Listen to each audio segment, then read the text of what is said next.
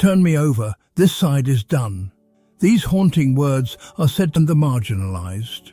He declared, "These are the treasures of the church." This act was nothing short of revolutionary defiance.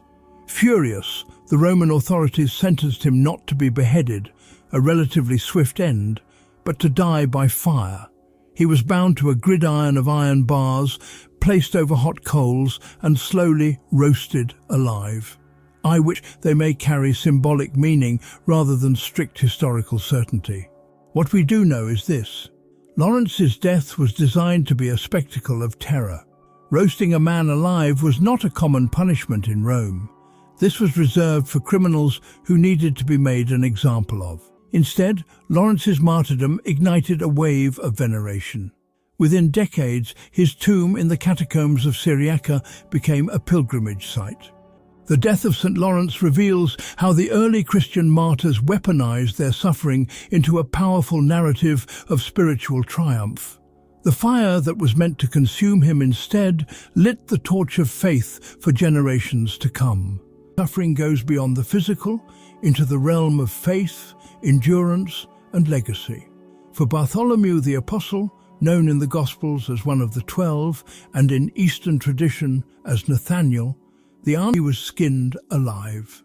St. Bartholomew's final mission took him far from Roman Judea.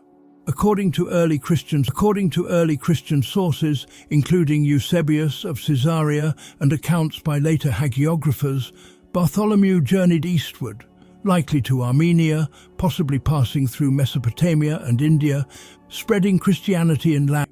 According to medieval Christian tradition, Bartholomew's preaching in Armenia drew the ire of a local king, identified in later sources as Astyages, the brother of a newly converted ruler named Polemius.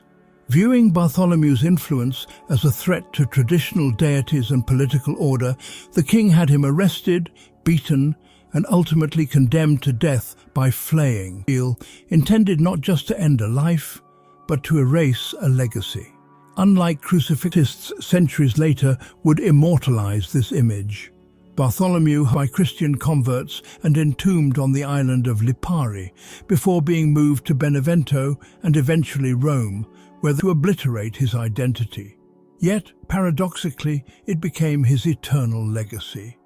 No matter how much flesh is taken, faith cannot be stripped away. A man loyal to the empire becomes its victim. St. Hippolytus, once severe, it became one of the most brutal martyrdoms remembered in early Christian tradition. Hippolytus of Rome,